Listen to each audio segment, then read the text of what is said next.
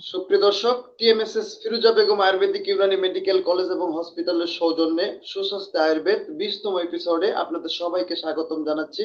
আজকের লাইভ সেশনে আমি স্বাগতম জানাচ্ছি এলএম বাবু, lecturer in TMSS Firoza Begum Ayurvedic Unani medical college এবং হসপিটাল, বগুড়া। আশা করি আপনারা সবাই ভালো আছেন। সুস্থ সুন্দর জীবন আমাদের সবার কাম্য। সুস্থ সুন্দর জীবন নিয়ে আমরা সবাই বাঁচতে চাই, কিন্তু কর্মব্যস্তময় জীবনে আমরা পারিপার্শ্বিকতার কারণে নানা সময় আমরা সঠিকভাবে নিজেদেরকে মেনটেন করতে পারি না। এর কারণে আমাদের শরীরে বাসা বাঁধে নানা প্রকার রোগ ব্যাধি। তো প্যান্ডামিক এই পরিস্থিতিতে TMSS Firoza Begum Ayurvedic Unani medical college এবং হসপিটাল আয়োজন করেছে তৃতীয় বর্ষের স্টুডেন্টদের নিয়ে আজকের লাইভ সেশন, ব্যবহার বিজ্ঞান এবং অবতন্ত্র, ফরেনসিক মেডিসিন এন্ড টক্সিকোলজি। আজকের লাইভ সেশনটিতে আজকের টপিক নিয়ে আলোচনা করার জন্য আমাদের সঙ্গে যুক্ত হয়েছেন একজন বিশেষজ্ঞ অতিথি, অধ্যক্ষ কবিরাজ তপন কুমার বসু স্যার, প্রতিষ্ঠাতা অধ্যক্ষ প্রফুল্ল সিং আয়ুর্বেদিক মেডিকেল কলেজ এবং হসপিটাল, বগুড়া, মাগুরা। তো স্যারকে অসংখ্য ধন্যবাদ জানাচ্ছি আজকের লাইভ সেশনে আমাদের সঙ্গে যুক্ত হওয়ার জন্য। স্যার, কেমন আছেন আপনি?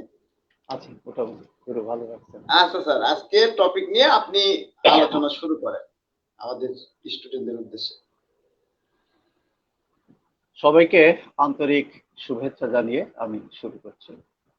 ব্যবহার বিজ্ঞান ও অবচেতন্ত্র, অর্থাৎ forensic medicine and toxicology. Medical jurisprudence, এক কথাই বলা যায় মেডিকেল জুরিসপ্রুডেন্স অর্থাৎ ডাক্তারি আইন বিজ্ঞান। তা মেডিকেল জুরিসপ্রুডেন্স সম্পর্কে আলাপ করতে গেলে প্রথমে আইন কাকে বলে সম্পর্কে একটু ছোট্ট একটা ধারণা। বিশিষ্ট আইনজ্ঞ জন অস্টিনের মতে law is the command of servant, সার্বভৌম কর্তৃপক্ষের আদেশই হচ্ছে আইন। জন অস্টিন আর একটা কথা বলেছেন পাশাপাশি, যে সুশৃঙ্খল জীবন ব্যবস্থায় আইন হচ্ছে একটি অপরিহার্য উপাদান। মানুষের জীবন সুশৃঙ্খল এবং সেই কারণেই এই সুশৃঙ্খল জীবন ব্যবস্থায় মানুষ বেঁচে থাকতে চায়, কিন্তু বিভিন্ন কারণে কিন্তু বিশৃঙ্খলার সৃষ্টি হয়। সেই কারণেই কিন্তু এই মেডিকেল জুরিসপ্রুডেন্সটা, এই বিশেষ করে ডাক্তারি আইন বিজ্ঞান যেটা, এটা যারা চিকিৎসা শাস্ত্রের সাথে জড়িত তাদেরকে পড়তে হয়, তাদের পাঠ্যপুস্তক হিসাবে দেওয়া হয়েছে। বিশেষ করে যারা অ্যালোপ্যাথিক পড়ে তাদেরকে অনেক পড়তে হয়, আর আয়ুর্বেদিক যারা পড়ে তাদেরকে যে ধারণা দেওয়া হয়েছে তাদের সিলেবাস অনুযায়ী একেবারে খারাপ না, মোটামুটি ভালো ধারণা তাদেরকেও দেওয়া আছে। তা আইন, ডাক্তারি আইন বিজ্ঞান অর্থাৎ মেডিকেল জুরিসপ্রুডেন্স কাকে বলে এ সম্পর্কে বলতে গেলে ছোট্ট একটা আমি সংজ্ঞা দিতে পারি, যে medical jurisprudence deals with legal responsibility of the patient curriculum, reference to those arising from patient present relationship such as medical negligence case, consent, rights and duties of doctors, serious professional misconduct, and medical ethics, etc. এইভাবে একটা ছোটখাটো একটা সংজ্ঞা medical জুরিসপ্রুডেন্সের দেওয়া যায়, যেটা ডাক্তারি আইন বিজ্ঞান। আমাদের বিষয়বস্তু হচ্ছে যে ব্যবহার বিজ্ঞান ও অবচেতন্ত্র, একদমই কিন্তু মেডিকেল জুরিসপ্রুডেন্স। তা আমি এক এক করে ছোট্ট ছোট্ট করে যতটুকু পারি ততটুকু বলবো। আমার সমস্যা হচ্ছে যে কিছু বলার আগে কি বললাম পরে কি বলবো, এটা একটার সাথে একটা রিলেশন মানে ভুল হয়ে যায়। তা যাই হোক, এ ব্যাপারে একটু ক্ষমা দৃষ্টিতে দেখবেন। আমি আস্তে আস্তে বলি, ব্যবহার বিজ্ঞান কাকে বলে। ব্যবহার বিজ্ঞান হচ্ছে চিকিৎসা বিজ্ঞানের যে শাখায় যে কোনো স্থানে যে কোনো সময় সিভিল অথবা ক্রিমিনাল এই দুইয়ের আইন, বৈধ সাধারণ কার্য নির্ধারণ সম্বন্ধে চিকিৎসা বিজ্ঞানের সমস্ত জ্ঞান দ্বারা আলোচনা করা হয়, তাকে কিন্তু ব্যবহার বিজ্ঞান বলে। অর্থাৎ এক কথায় বলা যেতে পারে যে চিকিৎসা বিজ্ঞানের যে শাখায় ন্যায় বিচারে আইন বিজ্ঞানকে সহায়তা করা হয় তাকে কিন্তু ব্যবহার বিজ্ঞান বলে। অর্থাৎ বিচার কার্য সম্পন্ন করার জন্য চিকিৎসকদের প্রয়োজন হয়। যেমন মার্ডার কেস একটা, এ ব্যাপারে চিকিৎসকদের প্রয়োজন হয়। যেমন আহ, আহ, ধর্ষণ কেস একটা, এ ব্যাপারে চিকিৎসকদের প্রয়োজন হয়। আত্মহত্যা, তারপরে এন্ডিং খেয়ে মানে যে কোনো ব্যাপারে আহ, ওই মৃত্যু জনিত ব্যাপার, ধর্ষণ জনিত ব্যাপার ইত্যাদি ব্যাপারে কিন্তু আহ, চিকিৎসা বিজ্ঞান আইন বিজ্ঞানকে সহায়তা করে। তা উদাহরণ যেমন জলে ডুবে মরা, একটা মানুষ পানিতে ডুবে মারা গেছে, অথচ যে মানুষটা মারা গেছে তার পরিবার কেস করলো যে না, এ পানিতে ডুবে মরেনি, একে মারা হয়েছে, মারা মেরে পানিতে ডুবানো হয়েছে, পানির ভিতর ফেলে দেওয়া হয়েছে। এখানে এই ডাক্তারি আহ, যে আইন বিজ্ঞান মেডিকেল জুরিসপ্রুডেন্স এটা কি করবে, এটা ওই আহ, বিচার কার্য সহায়তা করার জন্য মানে বিচারকের বিচার কাজ যাতে ত্বরান্বিত হয় এবং সুবিচার পায়, সেই জন্য চিকিৎসা বিজ্ঞান আইন বিজ্ঞান সহায়তা করবে। অর্থাৎ তাকে মেরে জলে ডুবানো হলো না অরিজিনালি সে জলে ডুবে মারা গেল, এই প্রমাণটা ডাক্তার বিভিন্ন রকম ভাবে পরীক্ষা নিরীক্ষা করে, চিকিৎসক বিভিন্ন ভাবে পরীক্ষা নিরীক্ষা করে এটা উদ্ঘাটন করবে, করে এটা আইনি আইন বিজ্ঞানকে সহায়তা করবে, বিচার কার্যে সহায়তা করবে। একজন বিষ খেলো, হয়তো বিষ খায়নি, তাকে মারা হয়েছে, মেরে তার মুখে বিষ ঢেলে বলা হলো বিষ বিষ খেয়ে মারা গেছে। এ ব্যাপারে ওই বিচার চিকিৎসা বিজ্ঞান আইন বিজ্ঞানকে সহায়তা করবে। এইভাবে গলায় দড়ি দিয়ে মরা থেকে আরম্ভ করে আগুনে পুড়ে মরা, এই সমস্ত ব্যাপারে সহায়তা করবে। আর ব্যবহার বিজ্ঞান বা আইন বিজ্ঞান দ্বারা সমাজে কি কি উপকার হয়, এ ব্যাপারে আমি ছোট্ট একটা মানে টপিক থাকবো যে আমাদের সমাজে এমন সব অপরাধজনক ঘটনা প্রায় ঘটে, যেমন খুন, ধর্ষণ, আত্মহত্যা ইত্যাদি। এগুলোর অনুসন্ধান, তথ্য উদ্ঘাটন ও বিচার কার্যে সহায়তার জন্য চিকিৎসা বিজ্ঞান আইন বিজ্ঞানকে সহায়তা করে এবং চিকিৎসা বিজ্ঞানের সাথে আইন বিজ্ঞানের সম্পর্ক কিন্তু অবিচ্ছেদ্যভাবে জড়িত। এই সকল ক্ষেত্রে মানুষকে কোর্ট এবং আদালতে শরণাপন্ন হতে হয়। আদালত কোনো অপরাধের সত্যিকার তথ্য উদ্ঘাটনের জন্য চিকিৎসকের সাহায্য গ্রহণ করতে বাধ্য হয়। কারণ হত্যার জন্য আদালতে যে রায় হয়, আত্মহত্যার জন্য কিন্তু এক রায় হয় না। হত্যা হচ্ছে ৩০২ ধারা, এর জন্য সর্বোচ্চ শাস্তি হচ্ছে মৃত্যুদণ্ড, তারপরে যদি কম করে দেয় তাহলে যাবজ্জীবন কারাদণ্ড দিতে পারে এবং এ ব্যাপারে একজন জেলা ও সম্মানিত জেলা এবং দায়রা জজ বিচার কার্য পরিচালনা করে। কিন্তু আত্মহত্যার ব্যাপারে কিন্তু ব্যাপারটা ভিন্ন, সেটা হচ্ছে ৩০৬ ধারা এবং এ ব্যাপারে চিফ জুডিশিয়াল ম্যাজিস্ট্রেট, সম্মানিত চিফ জুডিশিয়াল ম্যাজিস্ট্রেট এ ব্যাপারে মানে বিচার কার্য পরিচালনা করেন এবং সর্বোচ্চ শাস্তি সম্ভবত 10 বছর হতে পারে, এইভাবে আর কি। এই মোটামুটি একটা ব্যবহার বিজ্ঞানের একটা ধারণা। আর অগত্যন্ত্রটা হচ্ছে, অগত শব্দের অর্থ বিষ অর্থাৎ প্রয়োজন, আর অগত্যন্ত্র হচ্ছে বিষ বিজ্ঞান, ইংরেজিতে বলা হয় টক্সিকোলজি। আর টক্সি শব্দের অর্থ বিষ, আর লজি হচ্ছে লগস থেকে লজি কথাটার উৎপত্তি। লগস হচ্ছে একটা টিউটানিক ভাষা, ল্যাটিন ভাষা, যার মানে হচ্ছে জ্ঞান। সুতরাং চিকিৎসা বিজ্ঞানের যে শাখায় বিষ সম্পর্কে আলোচনা ও পর্যালোচনা করা হয় তাকে আমরা বিষ বিজ্ঞান বলতে পারি বা অগত্যন্ত্র বলতে পারি। এখন সম্ভবত একটা প্রশ্ন যাবে যে তাহলে বিষ কাকে বলে এবং বিষ কত প্রকার। যে সকল তরল, কঠিন অথবা রাসায়নিক পদার্থ দেহের অভ্যন্তরে অথবা বাইরে প্রবেশ করলে স্বাস্থ্যের হানি ঘটতে পারে এবং স্থানীয়ভাবে শরীর বিনষ্ট হতে পারে, এমনকি মৃত্যু পর্যন্ত হতে পারে, তাকে কিন্তু আমরা বিষ বলে থাকি। এই বিষের প্রকারভেদ আয়ুর্বেদের ভাষায় 3 প্রকার। একটা হচ্ছে স্থবর, আর একটা অস্থবর। এই স্থবর, জঙ্গম এবং আর একটা হচ্ছে কৃত্রিম। স্থবর, জঙ্গম আর কৃত্রিম। স্থবর বিষ সম্পর্কে আমি ছোট্ট একটা ধারণা দিই।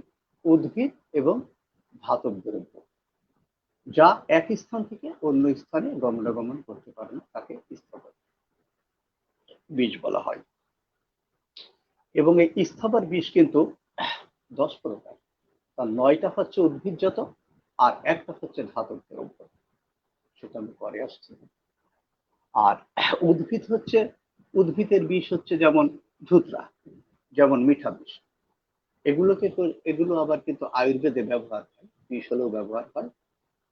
সেটা রসশাস্ত্র একটা রেস্ট করার কথা আছে, সেটাও আমি হয়তো অল্প একটু সময় পেলে বলবো, কারণ একটার সাথে আর একটা রিলেটেড আছে, ইচ আদার কো কানেক্টেড, কো রিলেটেড। রসশাস্ত্র আয়ুর্বেদের একটা সাবজেক্ট, তাই সময় পেলে এ সম্পর্কে আমি কিছু অল্প একটু বলবো। আর ধাতব দ্রব্য হচ্ছে পারদ, মার্কারি, যেটা যেটা ইচ্ছি। তারপর হিঙ্গুল, যার মানে পারদ, যার মূল উৎস হচ্ছে হিঙ্গুল। স্বর্ণ, রৌপ্য, কাংস, দস্তা, বঙ্গ, রান, যেটা এগুলো সবই হচ্ছে মানে স্থবর বিষ এবং ধাতব দ্রব্য এগুলো। এবং এগুলোকে আমি যেটা বলতে চাচ্ছিলাম, আর স্থবর বিষ হচ্ছে আমি একটু আগে বলেছি যে উদ্ভিদজাত হচ্ছে 9টা, আর ধাতব দ্রব্য হচ্ছে একটা। উদ্ভিদজাত 9টা কিরকম? যেরকম মূল বিষ, কোনো কোনো গাছের মূল হচ্ছে বিষ, যেরকম কালো ধুতরা। কালো ধুতরা কিন্তু সাংঘাতিক বিষ, সে সম্পর্কে আমি একটা ছোট্ট একটা গল্প করি।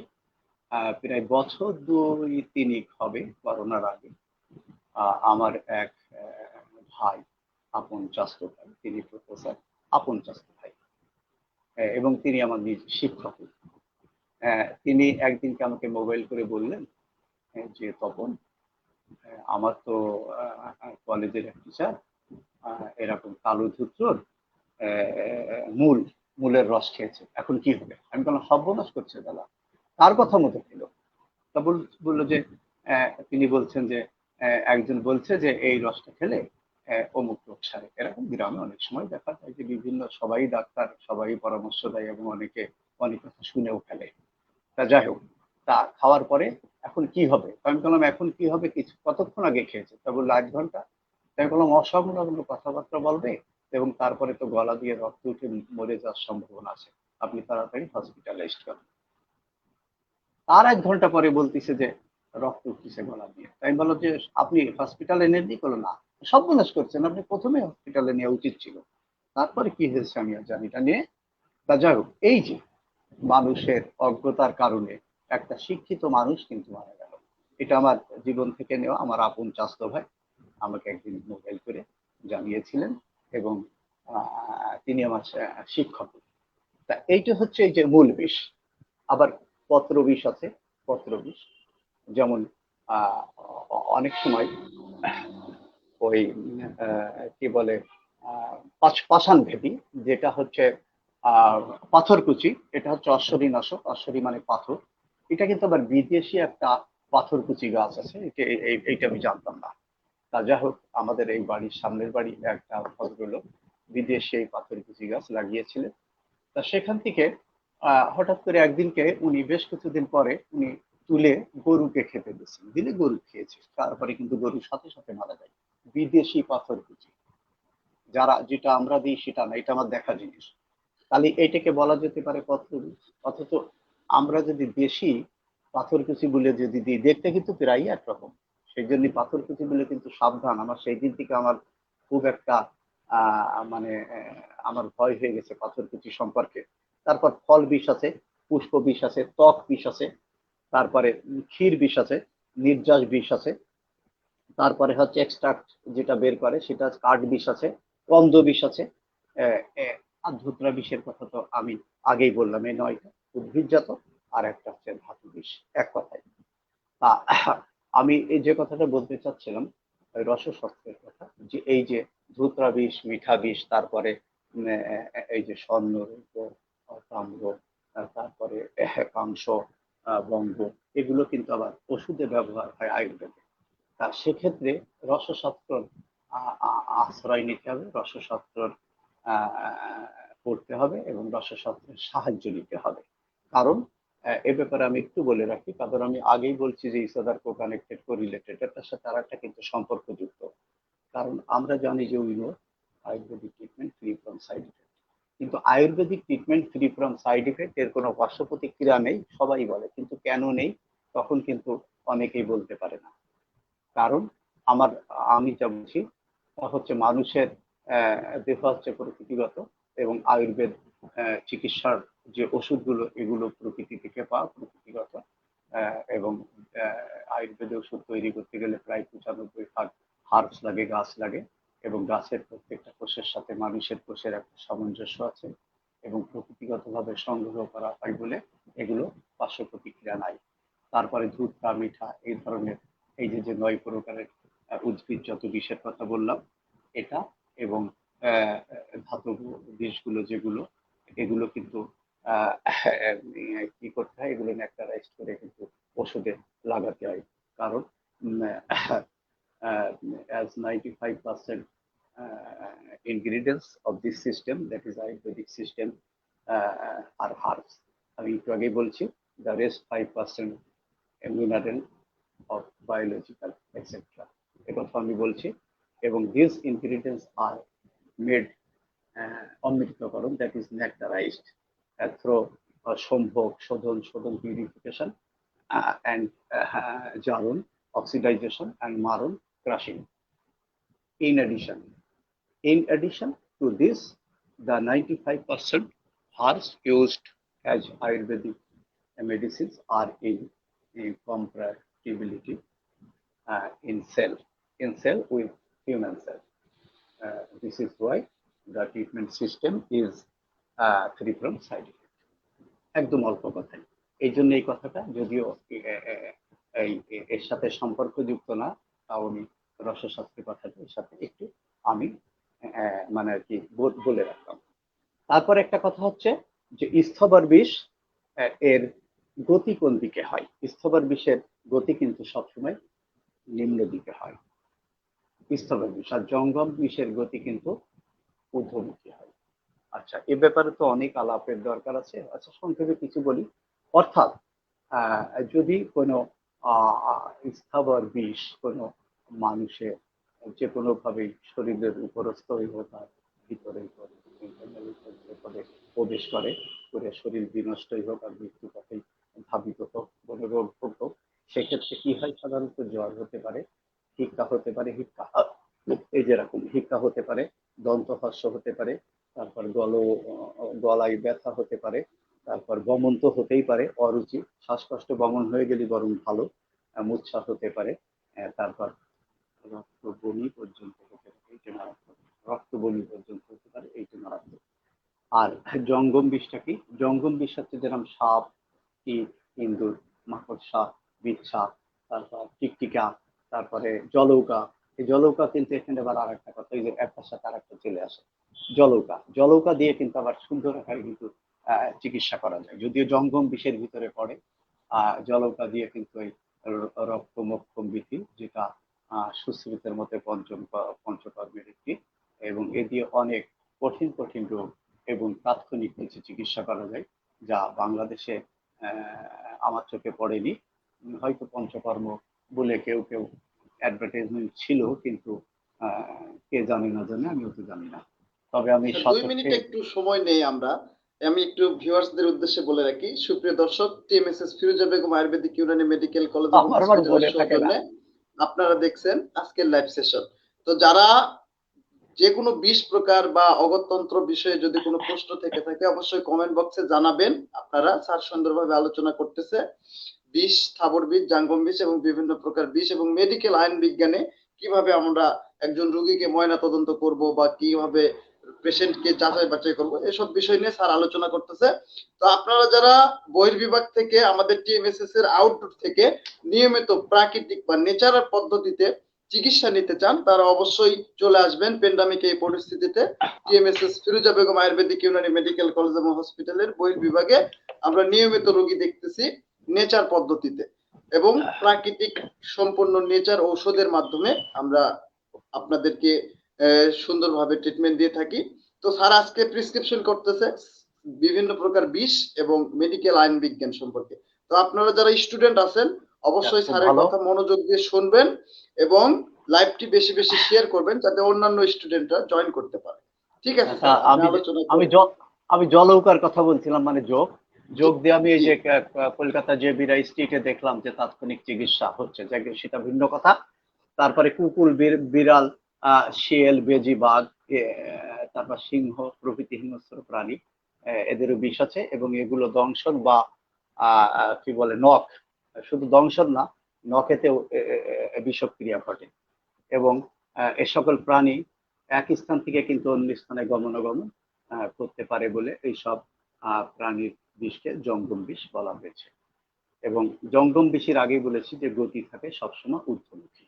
আর এই জঙ্গম বিষ দ্বারা যদি কেউ আক্রান্ত হয় তাহলে তার নিদ্রা, দাহ, ক্লান্তি, লোমহর্ষ, শোথ এবং অতিসার বিভিন্ন লক্ষণ দেখা দিতে পারে।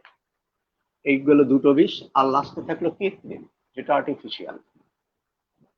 এটা এটা হচ্ছে রাসায়নিক প্রক্রিয়ার মাধ্যমে যে বিষ পাওয়া যায় তাকে আমরা কৃত্রিম বিষ বলবো। এক কথায় যেরকম HCl হাইড্রোক্লোরিক অ্যাসিড, যেমন H2SO4 সালফিউরিক অ্যাসিড, যেমন HNO3 nitric acid, carbolic acid, তারপর ফেনল C6H5OH, যেরকম ক্লোরোফর্ম CaCl3, যেরকম পটাশিয়াম সায়ানাইড KCl, তারপর DDT, সংক্ষেপে যাকে বলা হয় ট্রাইক্লোরোইথেন। এগুলো হয়ে গেল বিষের 3 প্রকারের যে শ্রেণী বিভাগ। এখন চোখ একভাবে তাকিয়ে থাকলে একটু অন্ধকার মতো মনে হয়। আচ্ছা, তারপরে ব্যবহার বিজ্ঞান, যেটা এবার শুধু ব্যবহার বিজ্ঞান সম্পর্কে। ব্যবহার বিজ্ঞান হচ্ছে সমাজে সচরাচর খুন, ধর্ষণ, আত্মহত্যা, আগে আমি বলেছি, প্রায় সংগঠিত হয়। এগুলোর অনুসন্ধান, তথ্য উদ্ঘাটন ও বিচার কার্যের সাথে চিকিৎসা ও চিকিৎসা বিজ্ঞানের, বিশেষ করে চিকিৎসা বিজ্ঞানের সম্পর্ক অবিচ্ছেদ্যভাবে কিন্তু জড়িত। এই সকল ক্ষেত্রে মানুষকে কোর্ট এবং আদালতের শরণাপন্ন হতে হয় ন্যায় বিচারের জন্য, আগেই কথা আমার বলা আছে। তবে এখানকার কথা হচ্ছে অপরাধ উদ্ঘাটনের কিন্তু কিছু কিছু অসুবিধা আছে, এগুলো ভালো করে বুঝতে হবে। অপরাধ উদ্ঘাটনের কিছু কিছু অসুবিধা আছে, সেই অসুবিধাগুলো আমি এক এক করে বলবো। এক হচ্ছে মৃতদেহ যদি তড়িঘড়ি করে পোড়াই ফেলানো হয়, হিন্দুদের ক্ষেত্রে বেশি হয়, বা বিকৃতি করা হয়। 2 হচ্ছে লাশ গোপন করা হয় বা ধ্বংস করে দেওয়া হয়। 3 হচ্ছে মৃতদেহ তড়িঘড়ি করে যদি সৎ কাজ করা হয়, ওই একই কথা। 4 হচ্ছে পুলিশ কর্তৃক অপর্যাপ্ত তথ্য সংগ্রহ, যদি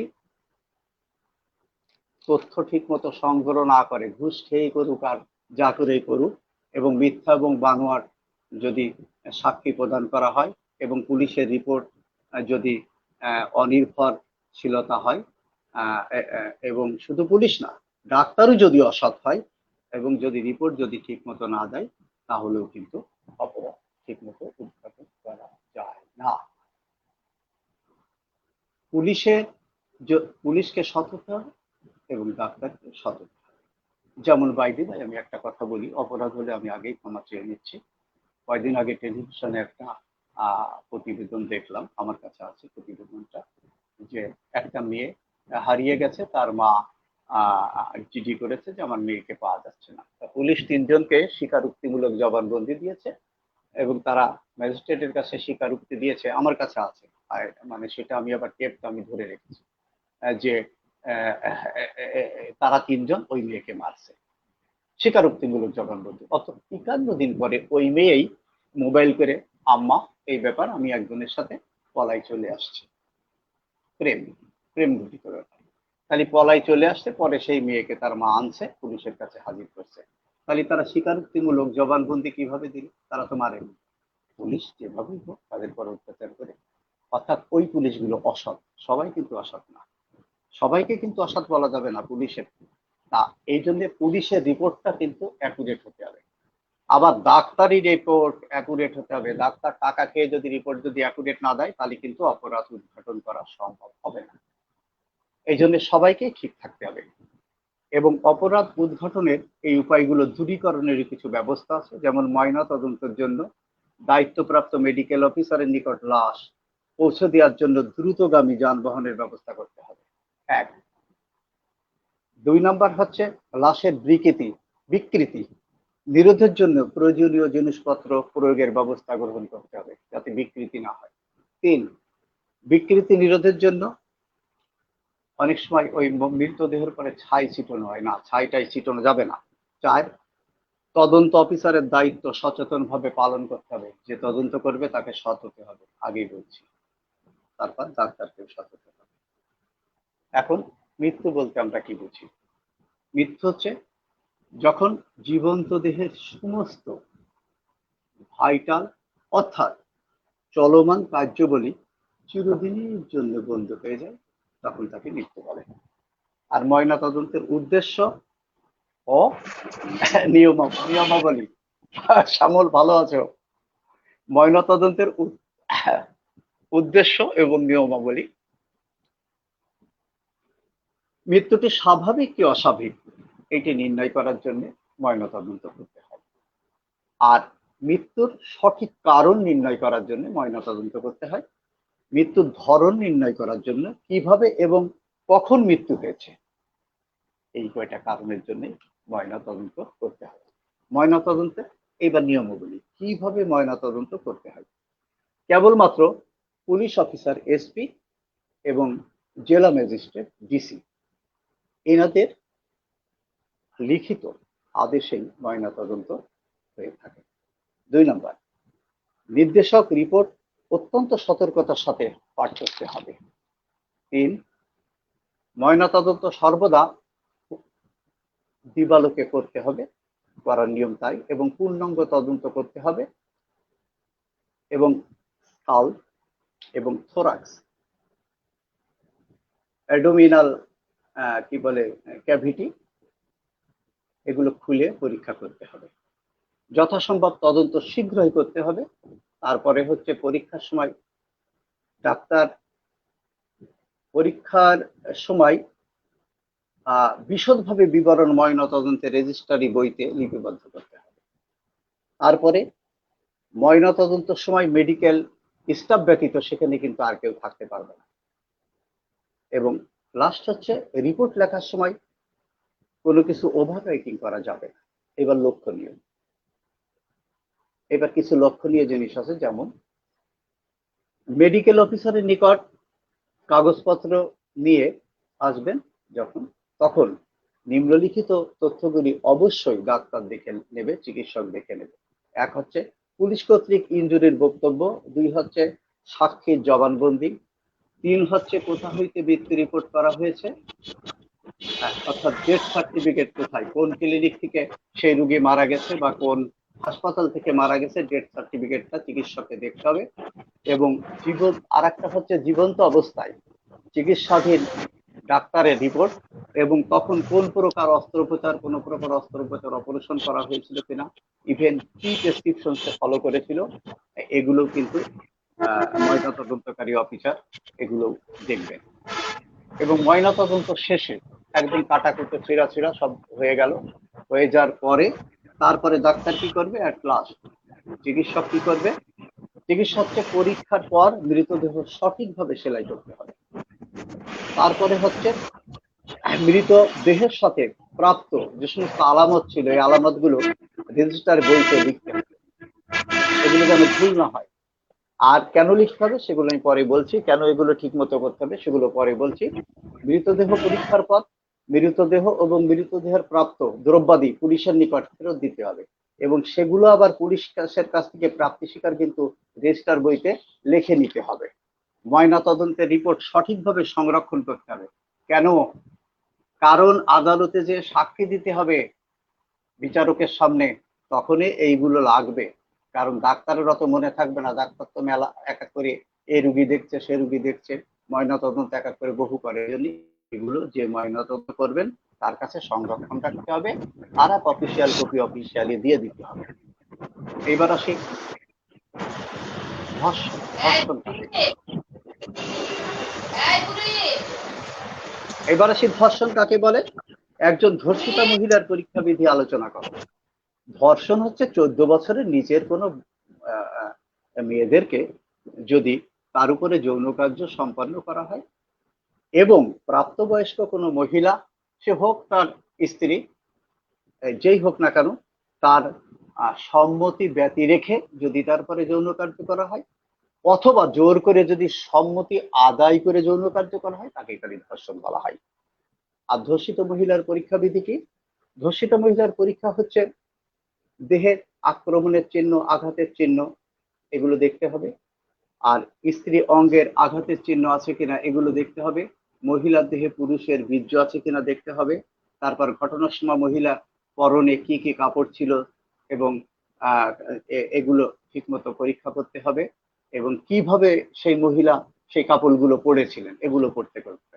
এছাড়াও বিশেষভাবে লক্ষ্য রাখতে হবে ধস্তাধস্তির কোনো চিহ্ন আছে কিনা, মহিলার শরীরের প্রাপ্ত জখমের বয়স কত, আনুমানিক কতদিন এই জখম হতে পারে, এটা লক্ষ্য রাখতে হবে অবশ্যই।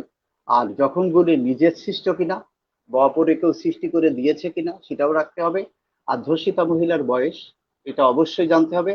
আর জনিতে কি বলে স্পার্মাটো জ্বর এটা উপস্থিত আছে কিনা, এবং কুমারিত্বের চিহ্ন অবিবাহিত হলে সেগুলো পরীক্ষা করে দেখতে হবে। আচ্ছা, অনেক বলে ফেললাম, আমি তো এখন মানে বেশি বলতে পারি না। আজ এই পর্যন্ত থাক,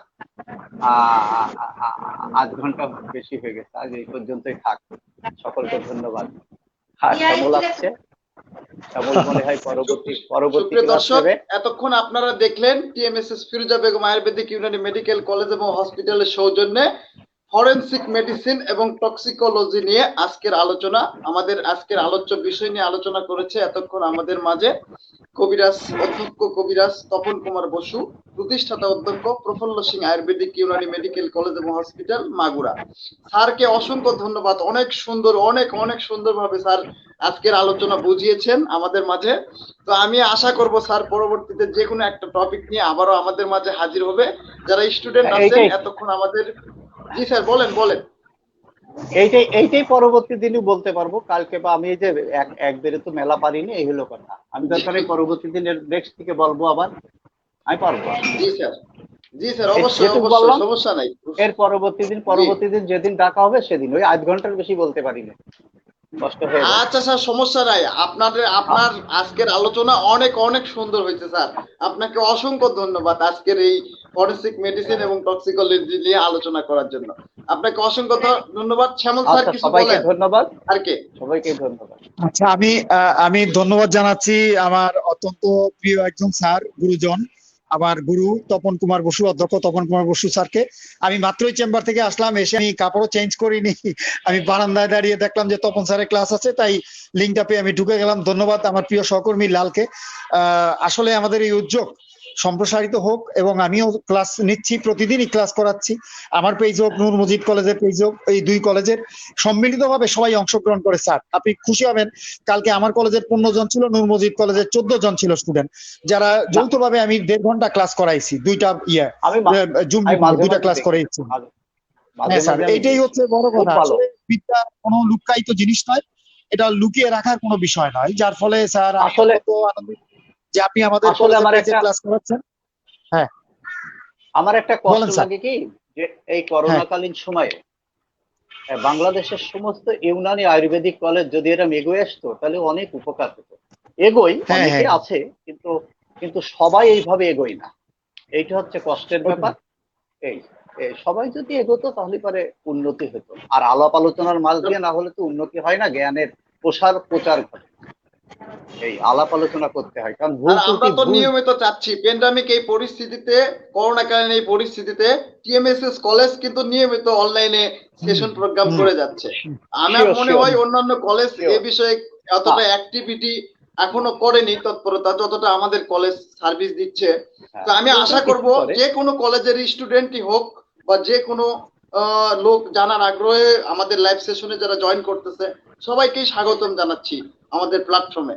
তো মানে স্যার আপনাকে আমি অসংখ্য ধন্যবাদ আমাদের লাইভ সেশনে আজকে যুক্ত। জি স্যার, বলেন বলেন আরেকটা বলেন কথা, স্যার, বলেন বলেন।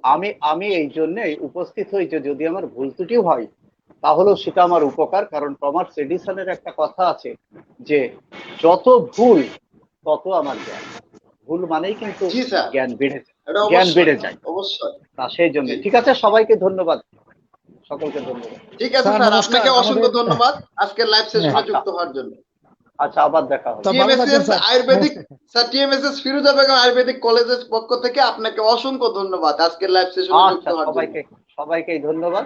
আমাকে ডাকলে আবার আসবো যে আচ্ছা কোনো স্যার, সময়। অবশ্যই ডাকবো, আমি অবশ্যই ডাকবো। ঠিক আচ্ছা আছে। আচ্ছা, থ্যাংক ইউ। আচ্ছা, থ্যাংক ইউ, থ্যাংক ইউ। সুপ্রিয় দর্শক, TMSS Firoza Begum Ayurvedic Unani medical college এবং হসপিটালের সৌজন্যে আপনারা 20তম এপিসোডে আজকে দেখতেছেন আলোচনা টক্সিকোলজি এবং ব্যবহার বিজ্ঞান ও অগত্যন্ত্র নিয়ে তৃতীয় বর্ষের একটি আলোচনা।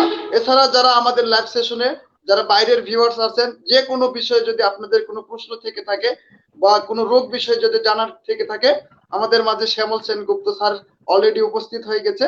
স্যার এখন আলোচনা করবে টক্সিকোলজি, স্থাপন বিজ্ঞান, ব্যবহার বিজ্ঞান নিয়ে আলোচনা করেছে তপন স্যার এতক্ষণ। তো স্যার, আপনি যে কোনো একটা টপিক নিয়ে, যে কোনো একটা রোগ নিয়ে, যখন একজন রোগী বিষ পান করে, যখন একজন রোগী হয়তো বিষ পান করতেছে, তাৎক্ষণিক তার কিভাবে আমরা আয়ুর্বেদিক উপায়ে তার করব, মানে মেডিসিন বা ট্রিটমেন্ট প্রদান করব, এই সম্পর্কে একটু বলেন স্যার। শ্যামল আচ্ছা, সেনগুপ্ত স্যার। ধন্যবাদ। ধন্যবাদ স্যার, ক্লাস করাইছেন এখন আবার আমাকে দিলেন। তো যাই হোক, তো আমি আনন্দিত যে আমাকে হঠাৎ করে দেওয়ার জন্য, ফ্লোর দেওয়ার জন্য, কথা বলার জন্য।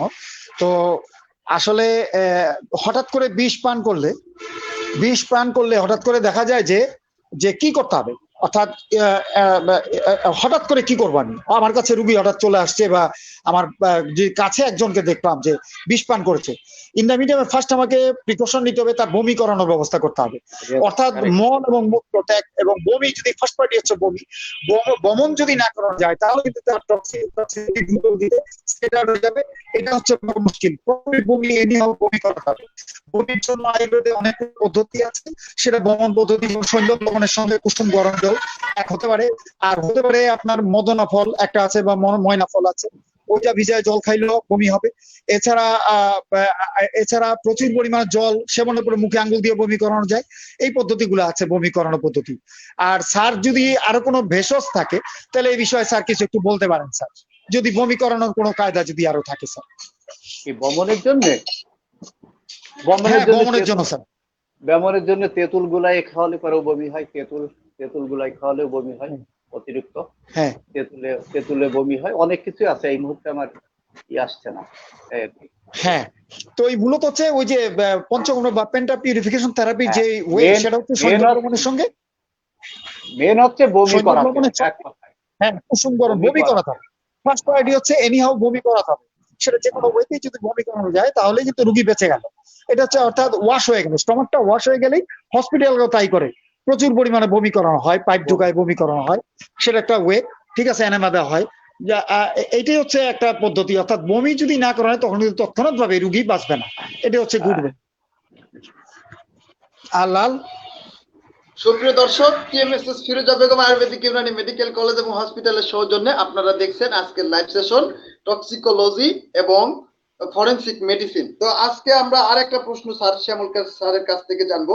মৃত্যুর পর শিশুর পরীক্ষা বা সন্তানের জন্মর বৈধতা পরীক্ষা বা আকস্মিক প্রসব বা অস্বাভাবিক যৌন অপরাধ যখন একজন ব্যক্তি করে থাকে, সে কিভাবে নিজেকে কন্ট্রোল করবে বা আমরা কিভাবে জানবো, এটা আমাদের স্টুডেন্টদের উদ্দেশ্যে একটু বলেন স্যার। আচ্ছা, প্রশ্ন তো অনেকগুলা হয়ে গেল লাল। একদিকে হচ্ছে একটা বাচ্চা জন্ম হওয়া, তারপরে তার হত্যা, তারপর আবার হচ্ছে তার পরিচর্যা, অনেকগুলো কোশ্চেন হয়ে গেল লাল। আসলে বেসিক্যালি কোশ্চেনটা কি সেটা আমাকে বলেন। প্রশ্ন তো অনেকগুলা হয়ে গেল স্যার। স্যার, বেসিক্যালি যেটা প্রশ্ন সেটা হচ্ছে অস্বাভাবিক যৌন অপরাধ বা আচ্ছা আচ্ছা, ওকে অপ্রকৃতিস্থতা। ওকে, বুঝতে পারছি। আচ্ছা, আসলে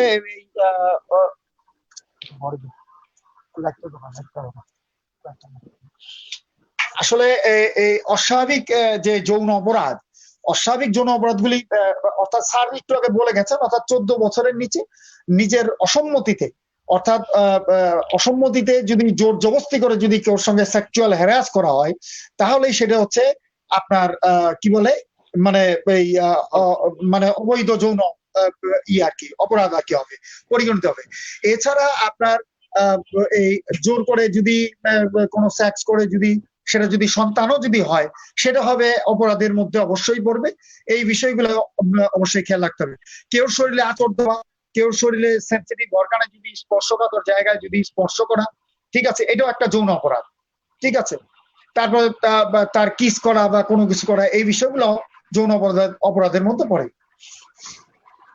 তো প্যান্ডামিক এই পরিস্থিতিতে সুপ্রিয় দর্শক যারা আছেন তারা এতক্ষণ দেখলেন আমাদের লাইভ সেশন। আজকের আর লাইভ সেশন আমরা বাড়াবো না, তখন স্যার অনেকক্ষণ আলোচনা করেছে, প্রায় আধা ঘন্টার মতো।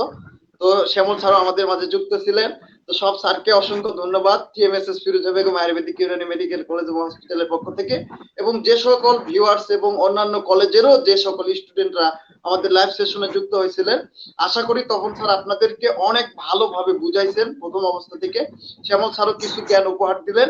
তো আনন্দময় এই লাইভ সেশনে আমি আশা করব আরো পরবর্তীতে অন্যান্য লাইভ সেশনে আপনারা উপহার পাবেন আমাদের কলেজের পক্ষ থেকে।